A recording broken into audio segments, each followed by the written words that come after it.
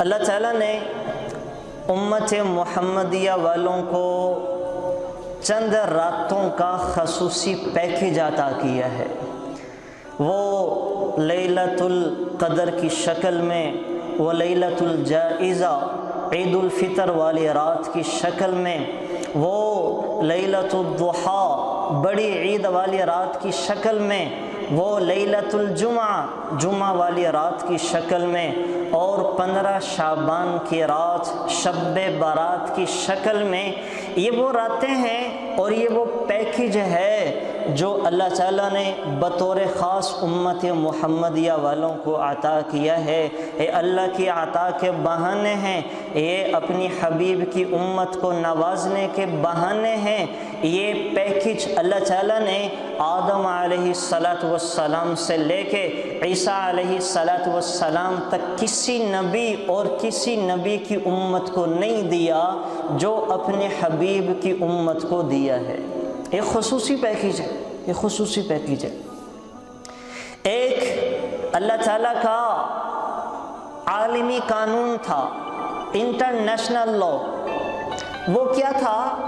من جاء بالحسنۃ فلہ عشر امثالها، کہ جو ایک نیکی کرے گا اللہ ایک کے بدلے میں 10 عطا فرمائیں گے۔ یہی دستور آدم علیہ السلام سے لے کے عیسیٰ علیہ السلام تک چلا آتا رہا۔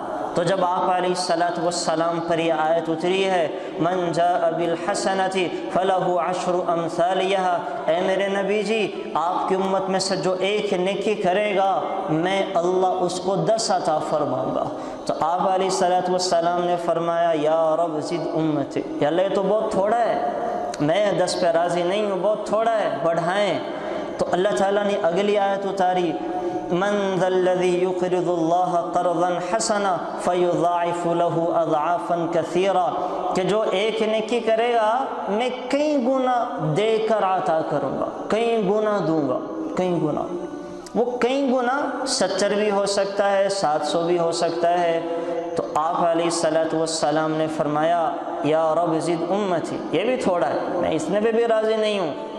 اللہ نے پھر آیت اتاری مثل الذین ينفقون اموالهم فی سبیل اللہ کمثل حبة انبتت 7 سنابل فی کل سنبلة 100 حبة واللہ یضاعف لمن یشاء واللہ سمیع علیم۔ آپ کی امت میں سے میں جو ایک نیکی کرے گا ایک کے بدلے میں 700 تک دوں گا، اور اس کی خلاص کی بقدر 49 کروڑ تک اس کو عطا کروں گا، 49 کروڑ تک۔ تو اتنے پہ تو آپ علیہ السلام راضی ہو جاتے، لیکن قربان جائیں سرکار دو عالم صلی اللہ علیہ وسلم پر اپنی امت کے ساتھ شفقت، قربان جائیں اللہ کی ذات پر کہ امت محمدیہ کو نوازنے کا بہانہ آپ علیہ السلام نے فرمایا یا اللہ میں اس پہ بھی راضی نہیں ہوں، یہ بھی تھوڑا ہے، یہ بھی تھوڑا ہے کہ جو آپ گنتیاں بتا رہے ہیں یا اللہ یہ تھوڑا ہے، بزبان حال ہی فرما رہے ہیں۔ تو اللہ نے ایک آیت اور اتاری، ایک شرط بڑھا دی، اور کیا کہا انما یوفی الصابرون اجرهم بغیر حساب۔ اے میرے نبی جی ایک شرط کے ساتھ کہ جو لوگ صبر کریں گے، دین پر ہر حالت میں ڈٹے رہیں گے، ان کو میں بلا حساب و کتاب عطا کروں گا، بغیر گنتی اور شمار، جتنا چاہے لے لے گا۔ میں اللہ دینے والا، میرے بندے لینے والے، میں صبر کرنے والوں کو بلا حساب و کتاب عطا کروں گا۔ تو اللہ تو اس امت محمدیہ کو دینے کے بہانے ڈھونڈتے ہیں۔ انہی چیزوں میں سے ایک چیز یہ لیلۃ البراء ہے، شب برات کی رات ہے۔ تو اللہ تعالیٰ اس رات میں بھی امت محمدیہ والوں کو عطا کرنا چاہتے ہیں۔ اب اس رات کے بارے میں علماء کی 2 رائے ہیں۔ ہمارے ہاں 2 طرف کو لوگ چلے گئے۔ ایک طرف کا طبقہ وہ ایک انتہا اور ایک ایکسٹریم پہ، اور دوسری طرف کا طبقہ وہ ایک الگ انتہا اور ایکسٹریم پہ چلا گیا۔ ایک طرف کے طبقے نے کہا کہ اس رات کی کوئی فضیلت ہے ہی کوئی نہیں، کوئی عبادت نہیں ہے، کوئی روزہ نہیں ہے، جتنی احادیثیں ساری کی ساری ضعیف ہیں۔ اس نے اس رات کی عبادت، فضیلت اور اگلے دن کے روزے ہی کا انکار کر دیا۔ اور ایک طبقہ اتنی انتہا پہ چلا گیا کہ اس رات کو بھی لیلۃ القدر کی طرح منانے لگا، عید کے تہوار کی طرح منانے لگا، نئے کپڑے پہننا شروع کر دیے، راتوں کو خاص قسم کی عبادت شروع کر دی، اور گھروں کو سجانا شروع کر دیا، اور پتہ نہیں کیا کیا خرافات شروع کر دی۔ وہ اس انتہا پہ چلے گئے، اس انتہا۔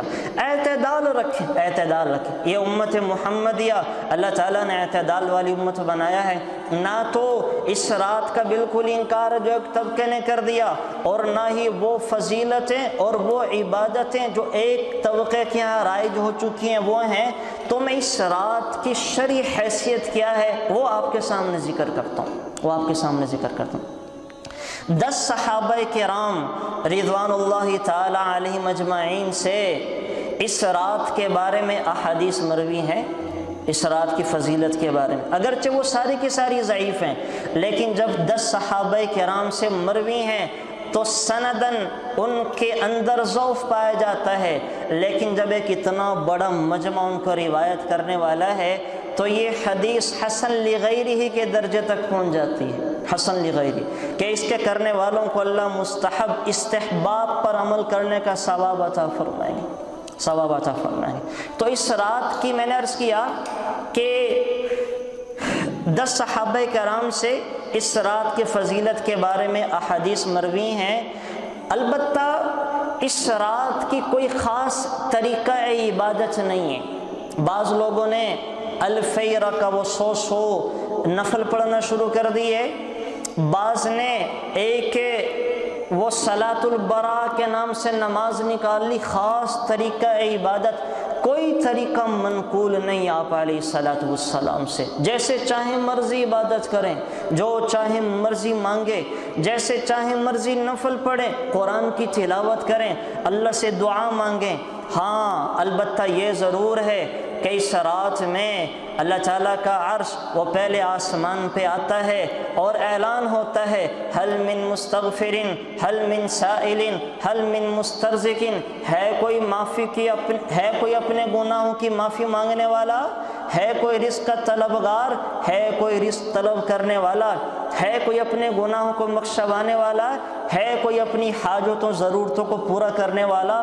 تو رات کے آخری پہر میں اللہ تعالیٰ کی طرف سے یہ ساری رات اعلان ہوتا رہتا ہے کوئی اپنے کام کروانے والا، حاجتیں ضرورتیں پوری کروانے والا۔ تو یہ ایک تو اس کام رات میں یہ اعلان ہوتا ہے، اعلان ہوتا ہے۔ دوسرا، اس رات کی برکت ایسی ہے کہ اللہ تعالیٰ اس رات میں انسان کے نامہ اعمال فرشتوں کے حوالے کر دیے جاتے ہیں، یعنی اللہ تعالیٰ اس رات میں انسانی بجٹ پیش کرتے ہیں، فرشتوں کے حوالے بجٹ پیش کیا جاتا ہے کہ کس کس کو مارنا ہے اور کن کن گھر کے اندر اولاد کو پہنچانا ہے، کس کو فقیر بنانا ہے، کس کو مالدار بنانا ہے، کس کو حادثے میں مارنا ہے، کس کو ہواؤں میں اڑا دینا ہے، کس کو آگ میں جلانا ہے، کس گھر میں شہنائیاں بجتی ہوں گی وہاں صف ماتم بپا کرنی ہے، اور کس گھر کے اندر ویرانیوں نے ڈیرے ڈال رکھے تھے وہاں خوشیوں کا سامان پیدا کرنا ہے، کس گھر کے اندر کے لوگ اولاد سے نا امید ہو چکے تھے وہاں نرینہ اولاد پیدا کرنی ہے، اور کس گھر کے اندر وہ اولاد سے بھرا پڑا تھا وہاں کتنے لوگوں کو لے کے جانا ہے، کس کو مالدار بنانا، کس کو غریب بنانا ہے۔ سارے سال کا بجٹ اللہ فرشتوں کے حوالے کر دیتے ہیں، سارے سال کیا کام ہوں گے، کیا کیا ہوگا، اللہ وہ فرشتوں کے حوالے کرتے ہیں، اور فرشتے پھر اس حساب سے عمل کرنا شروع کر دیتے ہیں، عمل کرنا۔ تو یہ وہ رات ہے کہ جس میں اللہ تعالیٰ پورے سال کے ہونے والے کام فرشتوں کے حوالے کر دیتے ہیں۔ تو اس رات میں اللہ سے معافی مانگیں، توبہ استغفار کریں، لمبی لمبی دعائیں کریں، لمبی لمبی دعائیں کریں، اور اللہ سے اپنے اگلے سال کے کام بنوا لیں۔ اگلے سال میں جو چاہتا ہوں، مجھے کن کن چیزوں کی ضرورت ہے، میری جو جائز خواہشات ہیں، میری جو نیک تمنائیں ہیں، اللہ سے سارے رات گڑ گڑا کے رو کے اللہ سے معافی مانگوں، اللہ سے اپنے مطالبے منواؤں۔ اللہ تو دینے کے لیے تیار ہیں، اعلان کر رہے ہوتے ہیں، ہے کوئی چاہنے والا، ہے کوئی مانگنے والا، ہے کوئی لینے والا جس کو میں عطا کروں۔ تو اس رات میں اللہ سے خوب مانگے۔ ہاں، ایک شرط کے ساتھ، چند ایسے بد نصیب ہیں، چند ایسے بدبخت ہیں کہ جن کی صراط کے اندر بھی مغفرت نہیں کی جاتی۔ صراط میں آپ علیہ السلام نے چند چیزیں گنوائی ہیں اور چند ان بد نصیبوں کے نام ذکر کیے ہیں کہ جن کی صراط کے اندر بھی معافی اور مغفرت نہیں کی جاتی۔ میرے نبی نے فرمایا، مشرک، اللہ مشرک کو معاف نہیں کرتا۔ مدمن الخمر، شراب کا عادی، اللہ شراب کے عادی کو بھی معاف نہیں کرتا۔ متکبر، اللہ متکبر کو بھی معاف نہیں کرتا۔ عاقٌ لوالدیہ، ماں باپ کا نافرمان، ماں باپ کا دل دکھانے والا، ماں باپ کو ستانے والا، اللہ ایسے کو بھی معاف نہیں کرتا۔ اور قطع رحمی کرنے والا، رشتے ناتوں کو توڑنے والا، اللہ ایسوں کو بھی معاف نہیں کرتا۔ اور مشاحن، کینہ پرور، بغض رکھنے والا، ظاہر میں معاف کر دے لیکن دل میں اونٹ کی طرح کینے کو پال کے رکھے کہ جب موقع ملے گا انتقام لوں گا، جب موقع ملے گا بدلہ لے لوں گا، ایسے شخص کو کہا جاتا ہے کینہ پرور۔ ان لوگوں کو اللہ اس رات میں بھی معاف نہیں کرتا۔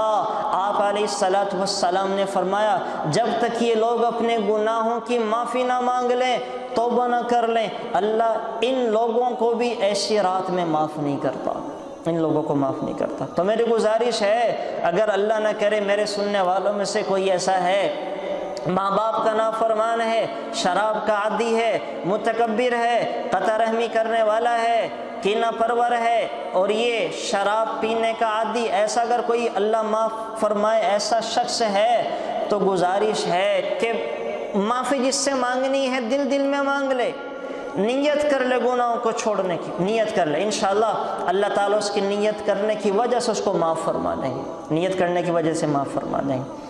اور پھر اگلے دن کا روزہ ہے، اگلے دن کا روزہ ہے۔